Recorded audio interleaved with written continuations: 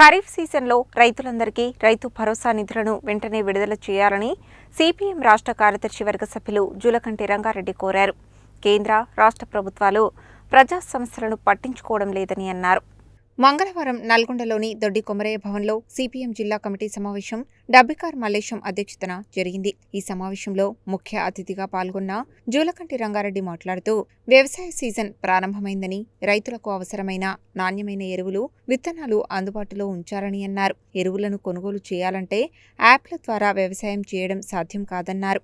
అన్ని ఎరువుల దుకాణాల్లో యూరియా, డీఏపీ విక్రయించే విధంగా ప్రభుత్వం సరఫరా చేయాలని అన్నారు. వ్యవసాయ స్వల్పకాలిక రుణాలను బ్యాంకర్లు బుక్ అడ్జస్ట్మెంట్ కాకుండా పంటల స్కేల్ ప్రకారం రుణాలు ఇవ్వాలని కోరారు. కేంద్ర ప్రభుత్వం పెంచిన డీజిల్, పెట్రోల్ ధరలతో వ్యవసాయ రంగంపై తీవ్ర ప్రభావం పడిందన్నారు. వ్యవసాయ రంగం, విద్య, వైద్యంపై రాష్ట్ర ప్రభుత్వం శ్వేతపత్రం విడుదల చేయాలని డిమాండ్ చేశారు. లేని ఎడల అన్ని రైతు సంఘాలతో సమావేశం ఏర్పాటు చేసి రైతులు ఎదుర్కొంటున్న సమస్యలపై చర్చించాలని కోరారు. రాష్ట్ర వ్యాప్తంగా ప్రభుత్వ పాఠశాలలను బలోపేతం చేయకుండా సగానికి సగం మూసివేసే విధంగా రాష్ట్ర ప్రభుత్వ చర్యలు ఉన్నాయని ఆందోళన వ్యక్తం చేశారు. ఇదే అమలు జరిగితే పేదలను చదువుకు దూరం చేయడమేనని అన్నారు. వర్షాకాల సీజన్లో అన్ని ప్రభుత్వ వైద్యశాలలలో తగిన మందులను అందుబాటులో ఉంచాలని అన్నారు. అవసరమైతే అన్ని రకాల వైద్య సిబ్బందిని నియమించే విధంగా చర్యలు తీసుకోవాలన్నారు. అటవీ భూములలో పేదలు సాగు చేస్తున్న వారిపై అటవీ అధికారులు దాడులు చేయవద్దని కోరారు. యుద్ధం వల్ల ఆయిల్ ధరలు పెరగడంతో పేద, మధ్యతరగతి ప్రజలపై భారాలు పడ్డాయని, ధరల పెరుగుదలతో ప్రజలు అనేక రకాల ఇబ్బందులకు గురవుతున్నారని తెలిపారు. ముడి చమురు ధరలు తగ్గిన తర్వాత 5-6 సార్లు ధరలు పెంచిందని విమర్శించారు. ధరలు పెరగడంతో అన్ని వర్గాల ప్రజలపై భారాలు వేసిందని, ఈ సమయంలో ప్రజలను ఆదుకోవాల్సిన మోడీ ప్రభుత్వం కార్పొరేట్ల అనుకూల విధానాలను అవలంబిస్తూ ప్రజలపై మరింత దాడి పెంచిందని ఆయన తెలిపారు. కేంద్ర ప్రభుత్వం కార్మిక హక్కులపై దాడులు చేస్తూ కార్పొరేట్లకు అనుకూలమైన లేబర్ కోడ్స్ను అమలు చేయడానికి ప్రయత్నం చేస్తుందని, అనేక దశాబ్దాలుగా పోరాడి సాధించుకున్న కార్మిక హక్కులను కాలరాయడానికి ఈ ప్రభుత్వాలు కుటిలయత్నం చేస్తున్నాయని తెలిపారు. పని గంటల పెంపు, ఉద్యోగ భద్రత, కార్మిక హక్కులు, వేతనాలపై దాడి వంటి అంశాలతో పాటు ప్రభుత్వ రంగ సంస్థల ప్రైవేటీకరణ వేగవంతం అవుతుందని, శాశ్వత ఉద్యోగాలు లేకుండా పోతాయని అన్నారు. కేంద్ర ప్రభుత్వం విద్య, వైద్యాన్ని ప్రజలకు దూరం చేస్తూ కార్పొరేట్లకు లాభం చేయడం కోసం వీటిని ప్రైవేటీకరిస్తుందని తెలిపారు. అలాగే రాష్ట్రంలో అధికారంలోకి వచ్చిన కాంగ్రెస్ పార్టీ తాను ఇచ్చిన వాగ్దానాలను అమలు చేయడంలో విఫలమైందని, వాటి అమలు కోసం పెద్ద ఎత్తున పోరాటాలకు సిపిఎం సన్నద్ధమవుతుందని అన్నారు.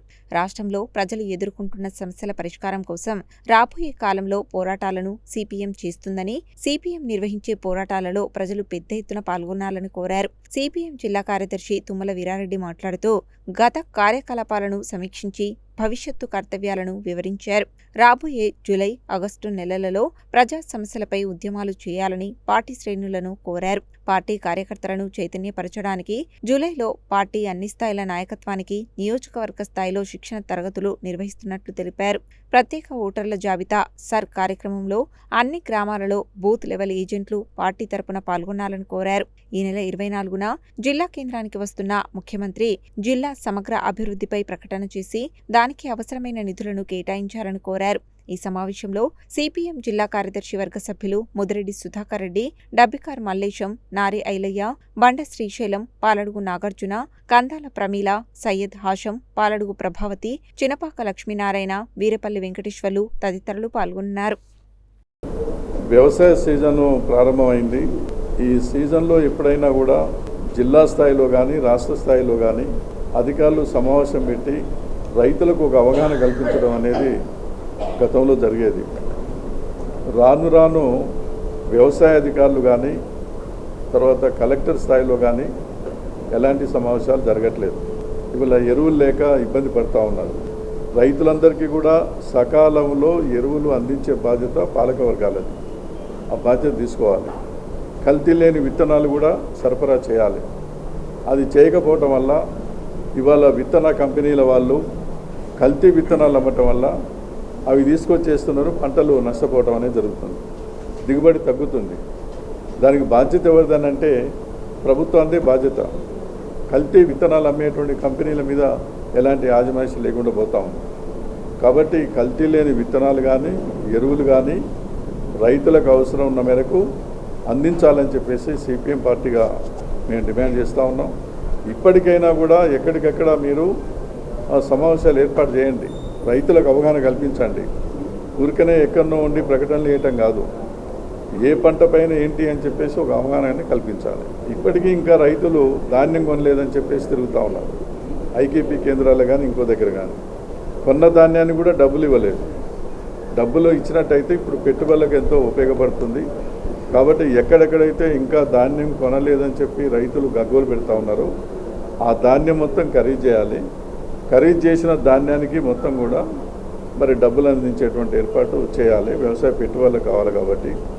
అట్లాగనే ఇవాళ విద్య, వైద్యం అతి వ్యాపార రంగాలుగా మారిపోయినాయి. అతిపెద్ద వ్యాపార రంగాలుగా విద్య, వైద్యం అనేది మారిపోయింది.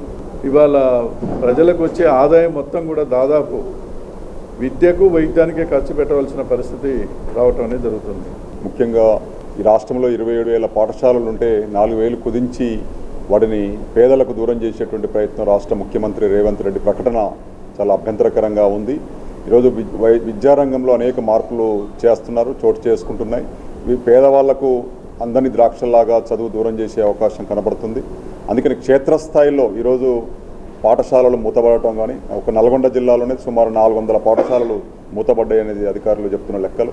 ఇవి నిజంగా క్షేత్రస్థాయిలో వెళ్ళి పర్యటన చేసి మౌలిక సమస్యలు ఏంటి, అక్కడ ఉన్న వసతులు ఏంటి, టీచర్లు ఉన్నారా లేరా, పిల్లలు ఎందుకు స్కూల్కి రావటం లేదని చెప్పేసి సర్వే చేసి పర్యటన చేయాలని చెప్పి సిపిఎం పార్టీ నిర్ణయం చేసింది.